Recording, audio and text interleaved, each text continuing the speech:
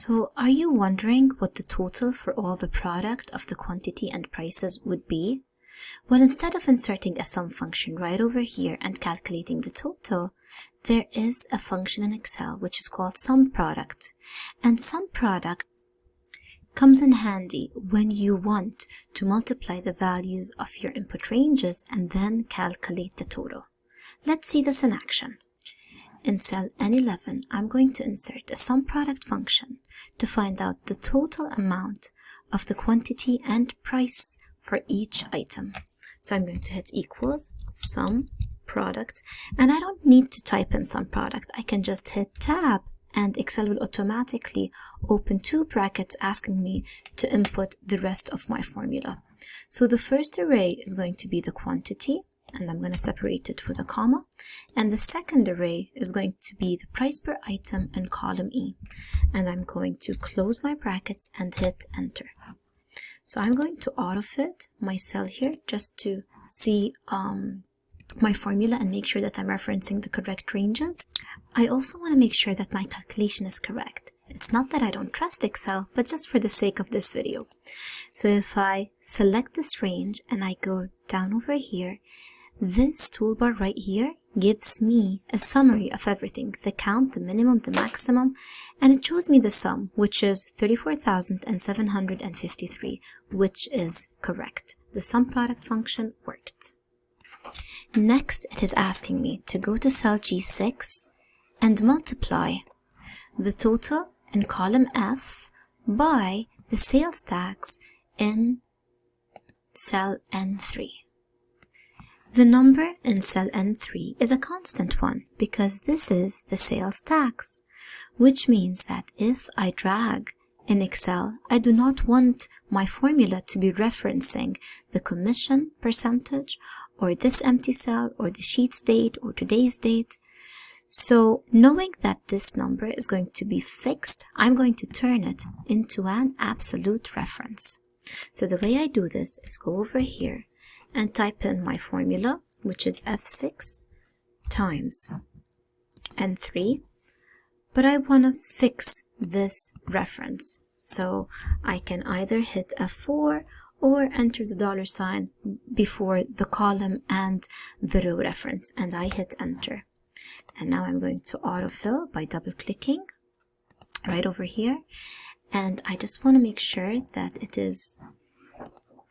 my formula is correct and that it is referencing the sales, the relative total amount, and the sales tax, and as you can see, it is. Next, the values in column H are going to be a summation of the values in column G and in column F. So this is a simple sum formula. I'm going to hit equals to sum.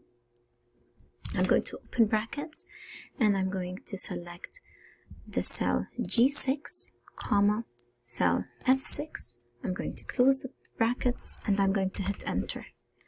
And I'm going to autofill. Now, a lot of times you want Excel to return a result based on the contents of your cell. So Sophia is looking at the order prices here, and her dad says that anything above 30 is not going to be so feasible. So she wants to fill in column H with either a yes or a no. To do this, you are going to insert an if function. And the syntax is as follows. You are testing something, and then Excel is going to return one value if it's true, and another value if it's false.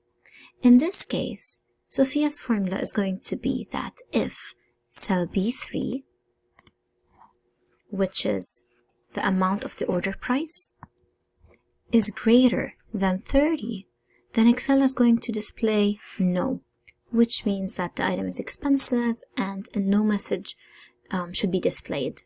However, if the condition is not true, so if B3 is not greater than 30, then it's going to be affordable, and Excel should display the message yes. Let's try figuring this out in your classwork. Question 7 is asking you to insert an if formula in column I that meets the following conditions. First of all, if there's no added charge, I1 is going to display the message no.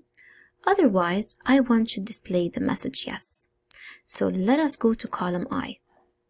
And it is asking if there's an extra cost incurred or not. So I'm going to start out by hitting if, and I'm going to open the brackets.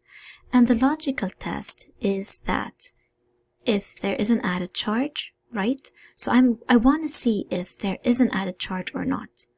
So I'm going to select C6, and I'm going to hit equals, and I'm going to open quotations to specify what the logical test is. And then if the value is true, so if there is no added charge, it's going to display the message no.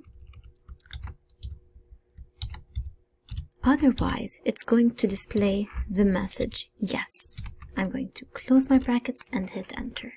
Let me check. Is there an extra cost for the first row? None. Nope. So let me autofill and let me check if my answers are correct. And yes, they are correct. Next, in column J, we want to see if each video game is feasible or not. And to decide that, we're going to be looking at information from column H. In particular, if the total is less than 500, then it's going to be feasible. If it's more than 500, then it is not feasible. So right here, I'm going to insert an if function again, and I'm going to specify if H is less than 500, then Excel is going to return the word feasible. If not, it's simply going to return no. And now, let me check.